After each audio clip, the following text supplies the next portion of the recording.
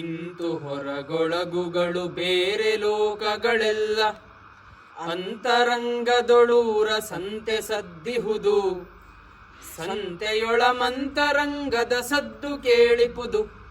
ಸ್ವಾಂತ ದಿಕ್ಕೆಲಗಳವು ಮಂಕುತಿಮ್ಮ. ಇಂಗ್ಲಿಷಲ್ಲಿ ಒಂದು ಮಾತಿದೆ, your outside word is a reflection of your inside word ಅಂತ ಹೇಳ್ತಾರೆ. ಅಂದರೆ ಈ ಒಳ ಮನಸ್ಸು ಮತ್ತು ಹೊರಗು ಏನಿದೆ, ಹೊರಗಿನ ಪ್ರಪಂಚ ಎರಡೂ ಬೇರೆ ಬೇರೆ ಅಲ್ಲ, ಎರಡೂ ಒಂದೇ ಅಂತ ಹೇಳ್ತಾರೆ. ಯಾಕೆಂದರೆ ನಿನ್ನೆ ಕಗ್ಗದಲ್ಲಿ ನಾವು ನೋಡ್ವಿ, ಅಂದರೆ ಹೊರಗಿನ ಒಂದಿಷ್ಟು ಬಿರುಗಾಳಿಗಳು ಏನು ಹೇಳುತ್ತೆ ಅದೆಲ್ಲ ನಮ್ಮ ಮನಸ್ಸಿಗೆ ಕೂಡ ಅದು ಸ್ಪರ್ಶ ಮಾಡುತ್ತೆ, ನಮ್ಮ ಮನಸ್ಸಲ್ಲಿ ಕೂಡ ಕೆಲವೊಂದು ಸಲ ಅಲ್ಲೋ ಎಪ್ಸತ್ತೆ ಅಂತ ಹೇಳ್ತಾರೆ.